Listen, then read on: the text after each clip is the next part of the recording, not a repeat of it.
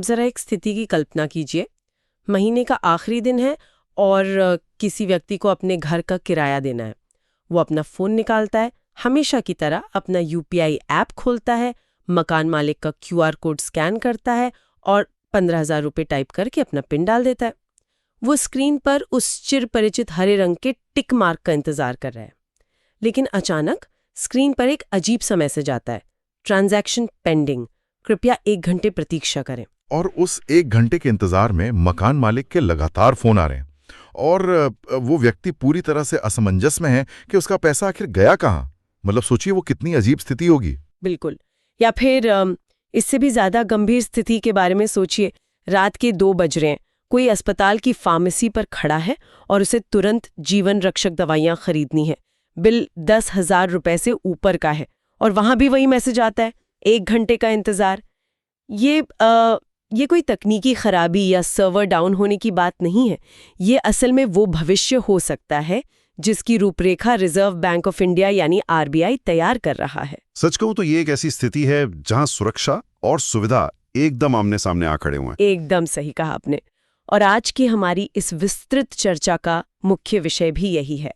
हम digital payments की उस दुनिया को डिकोड करने वाले हैं जहां भारत की जो ये डिजिटल फर्स्ट अर्थव्यवस्था की तेज रफ्तार है और आरबीआई के नए एंटी फ्रॉड सुरक्षा उपाय हैं, इन दोनों के बीच एक बहुत बड़ा टकराव जन्म ले रहा है। और ये टकराव समझना बहुत जरूरी है, क्योंकि एक तरफ हम एक बहुत ही आधुनिक तेज अर्थव्यवस्था बना रहे हैं और दूसरी तरफ हमें उस अर्थव्यवस्था को हैकर से भी बचाना है। हाँ, तो हमारा आज का मिशन यही समझना है कि क्या धोखाधड़ी रोकने के लिए बनाए गए ये जो नए नियम है, क्या ये सच में कोई समाधान है या फिर ये उस पूरी व्यवस्था पर ही भारी ब्रेक लगा देंगे जिसे हमने इतने सालों में खड़ा किया है। ये तो वैसा ही है जैसे किसी बेहद तेज रफ्तार वाली स्पोर्ट्स कार में अचानक से कोई भारी ब्रेक लगा दे। बहुत ही सटीक उदाहरण है ये स्पोर्ट्स कार वाला। और देखिए, किसी भी नतीजे पर पहुंचने से पहले हमें ये देखना होगा कि आखिर आरबीआई को इतने कड़े कदम उठाने की जरूरत क्यों महसूस हुई। कोई भी रेगुलेटर बिना वजह इतने सख्त नियम नहीं लाता। तो चलिए सीधे डेटा की तरफ चलते हैं, क्योंकि आंकड़े अक्सर वो कहानी बयां करते हैं जो रोजमर्रा के शोर में कहीं दब जाती है। अगर हम वित्त वर्ष 2026 यानी FY26 के यूपीआई वॉल्यूम को देखें तो ये आंकड़ा 219 बिलियन ट्रांजैक्शंस तक पहुंच गया है। 219 बिलियन, ये कोई छोटी बात नहीं है। मतलब ये नंबर ही अपने आप में बहुत विशाल है। हाँ, और ये भारत के कुल डिजिटल पेमेंट वॉल्यूम का 85% है। हम एक ऐसे देश में हैं जहां सड़क किनारे चाय बेचने वाले से लेकर बड़े कॉरपोरेट घराने तक सब कुछ इसी सिस्टम पे चल रहा है। बिल्कुल, ये हमारी अर्थव्यवस्था की बहुत बड़ी सफलता है। लेकिन हर बड़ी सफलता के साथ एक बहुत बड़ा जोखिम भी आता है ना। अगर हम बैंकिंग सिस्टम के आधिकारिक आंकड़ों को देखें तो हाल ही में 23,953 धोखाधड़ी के मामले दर्ज किए गए हैं और नुकसान की रकम सुनेंगे तो आप हैरान रह जाएंगी। कुल 36,014 करोड़ रुपए का भारी नुकसान। बाप रे, 36,000 करोड़ रुपए! एक पल के लिए रुककर अगर कोई इस रकम के आकार के बारे में सोचे तो इतनी बड़ी रकम से देश के कई बड़े हाईवे या अस्पताल या बुनियादी ढांचे के बड़े प्रोजेक्ट पूरे किए जा सकते हैं। एकदम सही। ये सिर्फ कुछ लोगों के खाते से पैसा चोरी होना भर नहीं है, ये पूरी अर्थव्यवस्था के स्तर पर एक बहुत बड़ा रिसाव है। और चिंता की बात सिर्फ ये कुल रकम नहीं है। तो और क्या चिंताजनक है इसमें? ध्यान देने वाली बात यह है कि कुल बैंक धोखाधड़ी के जितने भी मामले सामने आते हैं ना, उनमें से 56.5% अब केवल डिजिटल माध्यमों से हो रहे हैं। इसका सीधा सा मतलब है कि अपराधियों ने अब बैंक लूटना या चेक फोर्स करना छोड़ दिया है, वो पूरी तरह से डिजिटल हो गए हैं। लेकिन यह सबसे दिलचस्प बात यह है कि जो असली कहानी है वो इन 36,000 करोड़ के आंकड़ों में भी पूरी तरह नजर नहीं आती। आप ऐसा क्यों कह रहे हैं? क्या ये 36,000 करोड़ का आंकड़ा भी स्थिति की पूरी गंभीरता को नहीं दिखा रहा है? जी हाँ, बिल्कुल नहीं दिखा रहा। अगर हम जून 2025 में लोकल सर्कल्स द्वारा किए गए एक बड़े सर्वे के नतीजों पर गौर करें तो एक बहुत ही डराने वाला सच सामने आता है। उस सर्वे में यह पाया गया कि यूपीआई धोखाधड़ी के शिकार हुए 51% लोग कभी भी अपनी शिकायत दर्ज ही नहीं कराते। रुकिए 1 मिनट, आधे से ज्यादा लोग रिपोर्ट ही नहीं कर रहे हैं। ये बात मुझे थोड़ी अजीब लग रही है। मेरा मतलब है, अगर किसी का पैसा चोरी हुआ है तो वो चुप क्यों बैठेगा? शिकायत दर्ज कराला तो सबसे पहली प्रतिक्रिया होनी चाहिए ना। तर्क के हिसाब से आपकी बात एकदम सही है, लेकिन जमीनी हकीकत और जो मानवीय मनोविज्ञान है वो बहुत अलग तरीके से काम करता है। देखिए, कई बार क्या होता है कि धोखाधड़ी की रकम बहुत छोटी होती है, शायद 500 या 1000 रुपए। ऐसे में पीड़ित को लगता है कि यार कौन पुलिस स्टेशन के चक्कर काटेगा। हाँ, वो साइबर सेल में फॉर्म भरना और वकीलों से बात करना। बिल्कुल, उन्हें लगता है कि ये सब उस 500 रुपए से कहीं ज्यादा बड़ी परेशानी है। ये बात समझ में आती है। आम इंसान तो वैसे भी इन कानूनी पचड़ों से बचना ही जाता है। और दूसरा सबसे बड़ा कारण है शर्मिंदगी। जब कोई व्यक्ति किसी फर्जी कस्टमर केयर की कॉल पर या किसी लालच में आकर अपना OTP शेयर कर देता है, तो बाद में उसे एहसास होता है कि उसने कितनी बड़ी बेवकूफ़ी की है। वो इस डर से परिवार या पुलिस को नहीं बताता कि लोग उस पर हंसेंगे, लोग उसे ही गैर जिम्मेदार ठहराएंगे। ओह, तो अगर हम इस बात को गहराई से समझें तो इसका मतलब ये है कि ये जो 36,000 करोड़ रुपए का आंकड़ा हम देख रहे हैं वो तो केवल सतह है। मतलब समस्या का सिर्फ ऊपरी हिस्सा है ये। हाँ, एक टिप ऑफ द आइसबर्ग कह सकते हैं इसे। वही ना, हम केवल एक छोटी सी झलक देखकर नीतियां बना रहे हैं, जबकि असल बीमारी का एक बहुत बड़ा हिस्सा तो पूरी तरह से अदृश्य है। और इसी अदृश्य लेकिन विशाल खतरे ने नियामकों की नींद उड़ा दी है। रिजर्व बैंक को यह साफ दिख रहा है कि समस्या उनके नियंत्रण से बाहर हो रही है, और जब कोई भी बड़ा संस्थान इतनी बड़ी और अनियंत्रित समस्या का सामना करता है तो वो स्वाभाविक रूप से बहुत ही आक्रामक और रक्षात्मक रुख अपना लेता है। और शायद यही रक्षात्मक रुख हमें RBI के 9 अप्रैल के डिस्कशन पेपर में देखने को मिलता है। तो चलिए थोड़ा इस पर बात करते हैं। इस बड़े खतरे को रोकने के लिए RBI ने आखिर क्या समाधान सुझाए हैं? तो देखिए, इस डिस्कशन पेपर में RBI ने जो सबसे बड़ा और सबसे ज्यादा विवादित प्रस्ताव रखा है वो है डिजिटल ट्रांजैक्शन के सिस्टम में एक सेफ्टी नेट बनाना। और इस सेफ्टी नेट का मुख्य हथियार है ट्रांजैक्शन पर एक अनिवार्य टाइम लैग या समय का अंतराल लगाना। वही 1 घंटे वाला नियम जिसका जिक्र मैंने शुरुआत में उस मकान मालिक वाले उदाहरण में किया था। जी बिल्कुल वही। प्रस्ताव यह है कि अगर कोई व्यक्ति 10,000 रुपए से अधिक का डिजिटल पेमेंट कर रहा है तो उस भुगतानकर्ता के लिए 1 घंटे का अनिवार्य इंतजार होगा। पैसा तुरंत दूसरे के खाते में क्रेडिट नहीं होगा। ईमानदारी से कहूं तो पहली नजर में ये मुझे पूरी तरह से गलत नहीं लगता। अगर मैं रिजर्व बैंक के नजरिए से सोचूं तो ये बहुत ही तार्किक है। मतलब अगर किसी बुजुर्ग इंसान की जीवन भर की कमाई किसी धोखेबाज के खाते में जा रही है तो क्या वे नहीं चाहेंगे कि उनके पास अपनी गलती का एहसास करने और बैंक को फोन करके उस ट्रांजैक्शन को रोकने के लिए पूरे 60 मिनट का समय हो? इसमें उद्योग जगत को क्या आपत्ति हो सकती है? आपकी बात अपनी जगह बहुत सही है, लेकिन RBI के प्रस्ताव केवल यहीं तक सीमित नहीं है। इसके अलावा भी कई कड़े नियम सुझाए गए हैं, जैसे कि जिन बैंक खातों में लो क्रेडिट टर्नओवर है, मतलब जिनमें नियमित रूप से बहुत कम लेन देन होता है, उन पर बहुत कड़ी निगरानी रखना और अचानक से बड़ी रकम आने पर लिमिट लगा देना। लेकिन कम लेन देन वाले खातों पर निगरानी क्यों? मतलब उनका धोखाधड़ी से क्या सीधा संबंध हो सकता है? यहीं पर हमें ये समझना होगा कि ये जालसाज काम कैसे करते हैं। वे कभी भी चोरी का पैसा अपने असली बैंक खाते में नहीं मंगाते। वे गरीब मजदूरों, छात्रों या अनजान लोगों से कुछ हजार रुपए देकर उनके बैंक खाते खरीद लेते हैं। ओह, दूसरों के खाते इस्तेमाल करते हैं। हाँ, और इन खातों में आमतौर पर साल भर में कोई बड़ा लेन देन नहीं होता, लेकिन धोखाधड़ी के समय अचानक इनमें लाखों रुपए आ जाते हैं। ऐसे खातों को बैंकिंग की भाषा में म्यूल अकाउंट्स कहा जाता है। इसीलिए RBI इन पर शिकंजा कसना चाहता है। ठीक है, म्यूल अकाउंट्स को रोकना तो एक बहुत समझदारी भरा कदम लगता है। इसके अलावा और क्या प्रस्ताव हैं इस पेपर में? इसके अलावा कमजोर सामाजिक समूहों जैसे कि जो बुजुर्ग लोग हैं, उनके द्वारा किए जाने वाले बड़े ट्रांजैक्शन के लिए एक और नियम सुझाया गया है। ऐसे मामलों में किसी विश्वसनीय व्यक्ति यानी ट्रस्टेड पर्सन द्वारा अतिरिक्त ऑथेंटिकेशन करवाने की बात कही गई है। और एक बहुत ही कड़ा उपाय भी है, एक किल स्विच का प्रावधान। किल स्विच, ये क्या होता है? इससे कोई भी यूजर एक ही झटके में बस एक बटन दबाकर अपने सभी डिजिटल पेमेंट्स को तुरंत ब्लॉक या फ्रीज कर सकता है, अगर उसे भनक लग जाए कि कुछ गलत हो रहा है। तो कुल मिलाकर RBI का मकसद बहुत साफ दिख रहा है। वे इस पूरी व्यवस्था में जानबूझकर रुकावटें डालना चाहते हैं। जब UPI से पैसा पलक झपकते ही ट्रांसफर हो जाता है तो किसी को सोचने का मौका ही नहीं मिलता। इन प्रस्तावों का मूल विचार यही है कि ट्रांजैक्शन की गति को धीमा कर दिया जाए ताकि पीड़ित या बैंक को उस फ्रॉड को पकड़ने का समय मिल सके। बिल्कुल, आप कह सकती हो कि आरबीआई सिस्टम की गति कम करके सुरक्षा बढ़ाना चाहता है। ये तो ऐसा ही है जैसे किसी एक्सप्रेसवे पर हादसों को रोकने के लिए जगह जगह भारी स्पीड ब्रेकर लगा दिए जाएं। लेकिन अगर ये उपाय उस 36,000 करोड़ रुपए के रिसाव को सच में रोक सकते हैं, तो उद्योग विशेषज्ञ, मतलब जो रोजमर्रा के स्तर पर इस तकनीक के साथ काम करते हैं, वे इसका इतना खड़ा विरोध क्यों कर रहे हैं? कागज पर तो ये सारे नियम एकदम सही और सुरक्षित जान पड़ते हैं कि ये नियम असल बीमारी को नहीं बल्कि सिर्फ उसके लक्षणों को ठीक करने की कोशिश कर रहे हैं। प्लूटोज वन के रोहित महाजन ने इस विषय पर एक बहुत ही अहम बात उठाई है।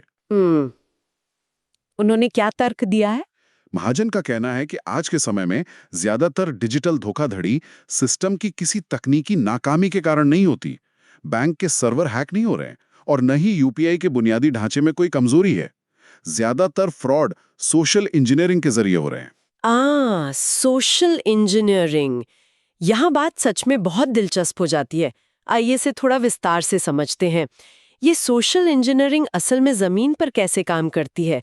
एक जालसाज इंसान इसका इस्तेमाल कैसे करता है? मैं एक बहुत ही आम उदाहरण देता हूँ। मान लीजिए किसी व्यक्ति को शाम के समय एक मैसेज आता है कि उसका बिजली का बिल जमा नहीं हुआ है और अगले 15 मिनट में उसके घर की बिजली काट दी जाएगी। हाँ, ऐसे मैसेज तो बहुत लोगों को आते हैं। और उस मैसेज में एक फोन नंबर दिया होता है। अब वो व्यक्ति घबराकर उस नंबर पर कॉल करता है। फोन उठाने वाला जालसाज खुद को बिजली विभाग का अधिकारी बताता है और बहुत ही पेशेवर तरीके से बात करता है। वो व्यक्ति को डराता है और फिर समाधान के तौर पर एक ऐप डाउनलोड करने को कहता है, जो असल में कोई स्क्रीन शेयरिंग ऐप होता है ना? बिल्कुल। व्यक्ति डर के मारे वो सब करता है जो उसे बताया जाता है और खुद ही अपना पिन डालकर पैसे भेज देता है। रुकिए, अगर मामला ऐसा है तब तो आरबीआई के उस 1 घंटे के टाइम लैग का पूरा सिद्धांत ही गलत साबित हो जाता है। ऐसे जरा समझाइए। देखिए, अगर वो व्यक्ति पहले से ही डरा हुआ है और उसे सच में लग रहा है कि वो बिजली विभाग से बात कर रहा है, तो उस 1 घंटे के इंतजार से क्या होगा? वो पीड़ित तो उस पूरे 1 घंटे भी यही मानता रहेगा कि वो सही जगह पैसे भेज रहा है। बिल्कुल। वो अपना ट्रांजैक्शन कैंसिल करेगा ही नहीं, बल्कि हो सकता है कि वो बैंक के कस्टमर केयर को फोन करके लड़े कि भाई मेरा पेमेंट जल्दी क्लियर करो, मेरी बिजली कटने वाली है। एकदम सही पकड़े हैं आप। और यही तो रोहित महाजन समझाना चाह रहे हैं। हैकर्स सिस्टम की तकनीक को नहीं बल्कि इंसानी मनोविज्ञान को हैक कर रहे हैं। और जब दिमागी मैनिपुलेट हो चुका है तो आप तकनीक को धीमा करके क्या कर लेंगे? कोई फायदा नहीं होगा। ये तो वही बात हो गई कि बीमारी कहीं और है और हम इलाज किसी और चीज का कर रहे हैं। ये तो बहुत ही चौंकाने वाला पहलू है।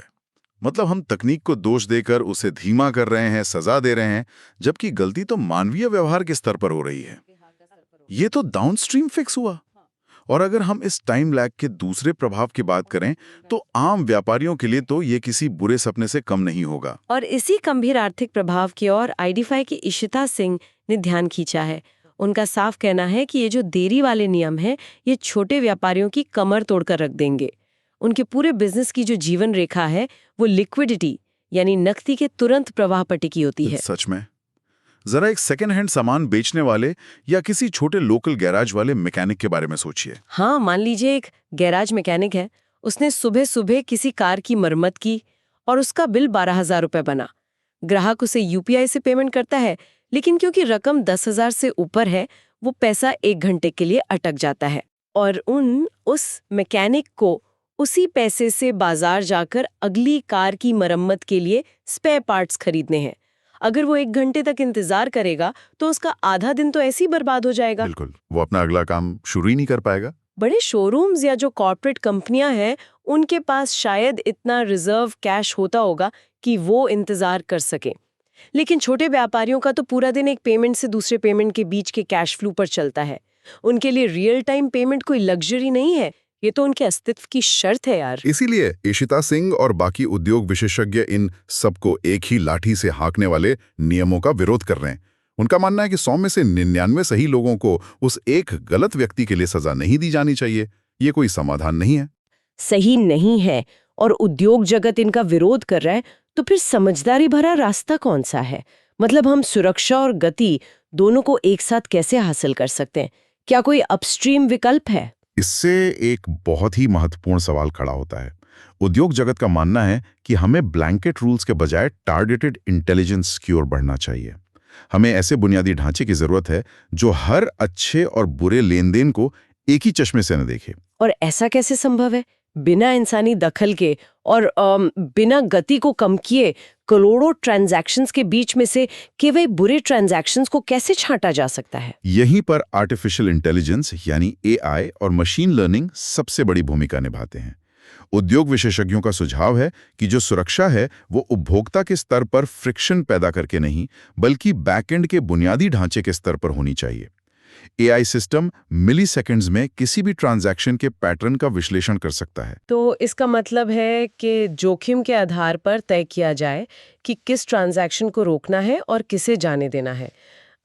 इसे समझने के लिए क्या मैं एक उदाहरण का इस्तेमाल कर सकती हूँ? क्या ये कुछ वैसा ही है जैसे किसी नाइट क्लब के बाहर खड़ा एक स्मार्ट डिजिटल बाउंसर? अरे वाह, ये बहुत अच्छा और सटीक उदाहरण है।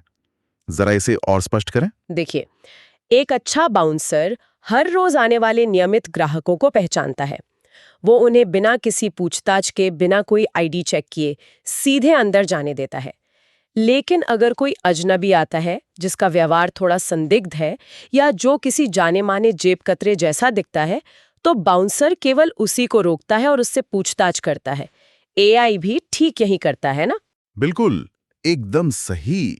एआई सिस्टम आपकी आदतों को जानता है। मान लीजिए आप पिछले 3 साल से हर महीने की 5 तारीख को अपने मकान मालिक के खाते में 15,000 रुपए भेजते हैं। एआई के लिए ये एक नियमित और बहुत ही कम जोखिम वाला ट्रांजैक्शन है।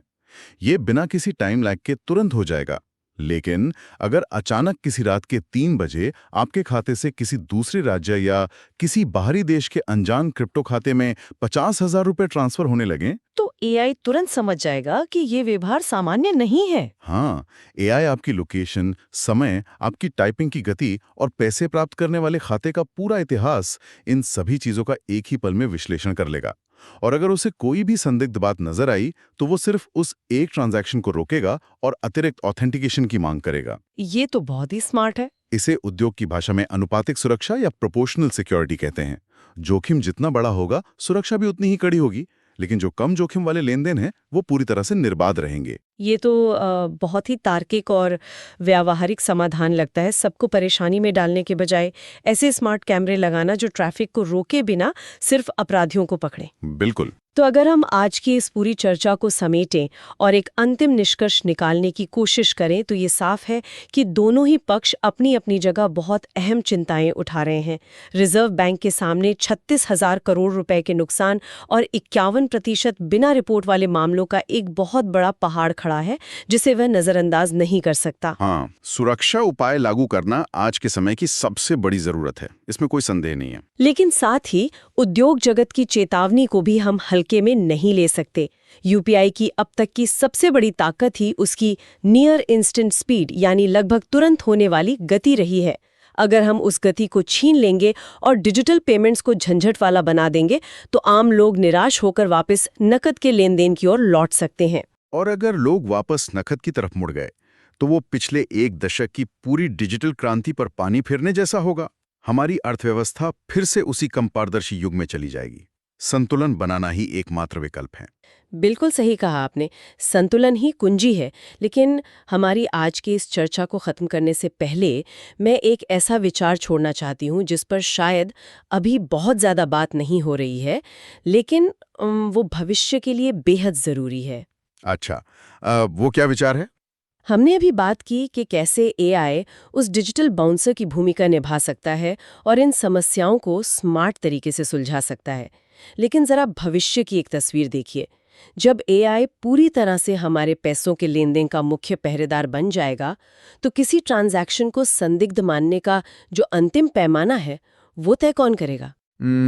ये एक बहुत ही गहरा सवाल है। मान लीजिए कि वही रात के 2 बजे वाली मेडिकल इमरजेंसी की स्थिति है। किसी को जीवन रक्षक दवाइयों के लिए बहुत बड़ा पेमेंट करना है, लेकिन उस असामान्य समय और अचानक आई बड़ी रकम के कारण एआई का सिस्टम उसे संदिग्ध मानकर तुरंत ब्लॉक कर देता है और उस व्यक्ति का पेमेंट नहीं हो पाता। ये एक बहुत ही डरावनी और पूरी तरह से संभावित स्थिति है। तो सवाल ये है कि उस स्थिति में जिम्मेदारी किसकी होगी? अगर एआई की एक गलती के कारण किसी व्यक्ति को सही समय पर इलाज नहीं मिल पाता तो कटघरे में किसे खड़ा किया जाएगा? क्या उस बैंक को सजा मिलेगी जिसने वो एआई सिस्टम लगाया था? क्या उस डेवलपर की गलती होगी जिसने वो कोड लिखा था? या फिर ये उस पूरी व्यवस्था की विफलता मानी जाएगी जिसने तकनीक पर आंख मूंद कर भरोसा कर लिया। सच में ये सोचने वाली बात है। हमारी डिजिटल अर्थव्यवस्था की तेज रफ्तार गाड़ी में सुरक्षा के स्मार्ट ब्रेक लगाना यकीनन समय की मांग है। लेकिन जब मशीनें ही ये तय करने लगेंगी कि कब ब्रेक लगाना है, तो हमें इस बात के लिए भी तैयार रहना होगा कि गलत समय पर लगे ब्रेक किसी बड़े हादसे का कारण भी बन सकते हैं। ये एक ऐसा सवाल है जिस पर नीति निर्माताओं, उद्योग जगत और हम सभी को बहुत गहराई से विचार करना चाहिए। आज के इस डीप डाइव में बस इतना ही। इस विस्तृत चर्चा में हमसे जुड़ने के लिए शुक्रिया।